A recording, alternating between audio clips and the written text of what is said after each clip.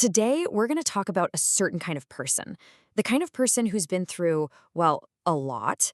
We're going to dive into how those tough experiences don't just leave scars, they actually rewire the brain, creating these really complex, sometimes contradictory ways of seeing the world. You know the type, right? That one friend who finds something to laugh about in the middle of a total disaster. The one who seems, I don't know, completely calm when everything is falling apart. Maybe a little too okay with all the chaos? Well, there's a good chance it's because they've been through some stuff. And that's really what we're getting into today. This isn't just some quirky personality trait. No, this kind of behavior is often a sign, a big flashing sign, of a past that has fundamentally trained and reshaped them. It's taught them lessons most of us thankfully never have to learn. All right, so let's get this straight from the jump. Their brain isn't broken. It's not damaged. It's trained. It's running on a completely different operating system built out of necessity. Yeah, their brain is just tuned to a different frequency. Think about it like this. Let's say someone cuts them off in traffic. Are they freaking out, honking the horn? No way. Instead, their mind is already like 3 steps ahead. They're probably thinking, wonder if that person's going through a divorce, or man, they must really need to find a bathroom. It's like when you've survived a few hurricanes, a little rain shower just doesn't feel like a big deal. And this leads to something we can call a survival masterpiece. Their brain literally became this incredible fine-tuned machine for getting through the absolute worst things you can imagine. But here's the tricky part, right? What happens when the threat is gone? How do you learn to live in a mostly safe world when you're equipped with this high-powered, always-on survival tool? So what happens is they develop this kind of immunity to, life's little bits of chaos. Now, let's be super clear, this is not immunity to pain. Oh, they feel things, probably more deeply than most. But it's an immunity to being totally wrecked by the small stuff. They've just learned the hard way that getting through it isn't just a possibility, it's what you do. Okay, so this whole rewiring thing, it creates this incredible set of skills. They're almost like superpowers, seriously. But like any good superhero story, these powers come with some pretty significant side effects. There are gifts, and there are costs. Here's one of the biggest paradoxes. You'd think someone who's been through so much pain would become bitter, right? Closed off?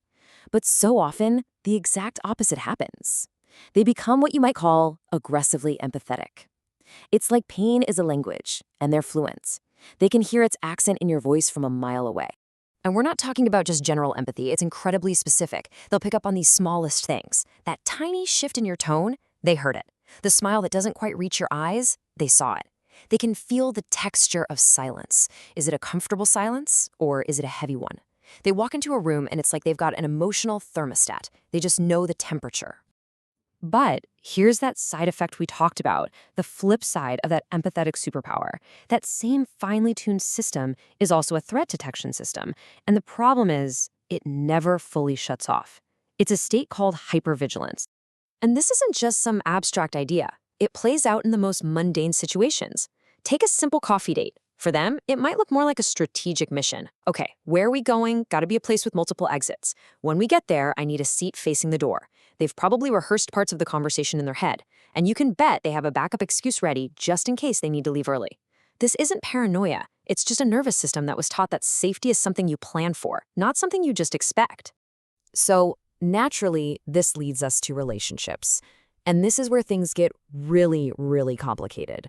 It's this constant push and pull, a deep, desperate need for connection, fighting against a deep-seated fear of what that connection might cost. So on one side, you have someone who is fiercely, unbelievably loyal. This is the person who will drop everything and be there for you at 3 a.m., no questions asked. But then, on the other side, try asking them what they need. Ask them to be vulnerable. And suddenly, it's like a wall goes up. They can become so distant. And here's the core conflict driving that. They desperately want that deep, real connection. They crave it. But at the same time, they are terrified of dependence.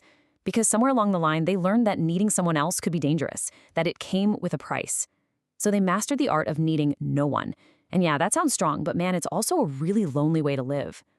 So, how do you even deal with all of this internal conflict? Well, this is where we see something pretty incredible happen. It's not just about surviving the past. It's about turning that pain into power. It's about forging strength from the suffering itself. And one of their best tools? Humor. specifically dark humor. Remember that person who laughs at everything? This is why. It's not about being morbid. It's about taking control. If you can make a joke about the thing that tried to destroy you, you take away its power. Every single joke is like a tiny rebellion, a little "you don't own me" to the past. You know, there's actually a psychological term for this. It's called post-traumatic growth. And I love this concept because it's not about bouncing back to who you were before. That's impossible. It's about bouncing forward. It's the idea that going through hell can actually lead to profound positive changes in a person. And get this, it's not some rare, unusual thing. The research, a lot of it from the psychologist who actually coined the term, Richard Tedeschi, shows that something like half to even 2/3 of people who go through major trauma report experiencing this kind of growth. Their entire perspective on life can shift. Suddenly their priorities are different. Their relationships feel deeper. They have this intense new appreciation for just being alive. But even with all that growth, all the humor, and all the resilience, there's something else underneath it all. Something quieter. A kind of grief that doesn't really get talked about much. It's a grief for a part of themselves, a version of them that they lost along the way, the person they might have been, the one who trusted people without a second thought, the one who didn't feel the need to scan every room for the exits or plan an escape route from a simple coffee date. It brings up this really heavy question. How do you tell someone you're homesick for a place that never really existed anywhere but inside your own head? A version of yourself you barely got to know. But here's the thing. That grief, that sense of loss, it doesn't break them. It shapes them. It's part of what makes them so incredibly observant and intentional. And all of it leads to this final, powerful idea. They become something incredibly rare. They become a lighthouse. And think about it. A lighthouse isn't special because its life has been easy and calm. A lighthouse is special because it has stood through the absolute worst storms. It knows the darkness, and that's why it can guide others to safety. And that's really the heart of it all. That's the transformation. Everything they had to learn just to survive, that becomes their insight. And all the pain they went through, that becomes the wellspring of their compassion. So, I want to leave you with a question to chew on. Think about the people in your own life. Who are your lighthouses? Who is that person who laughs when things get tough, who seems unshakable? And maybe, just maybe, take a moment to wonder what storms they had to weather to become the light that they are for you.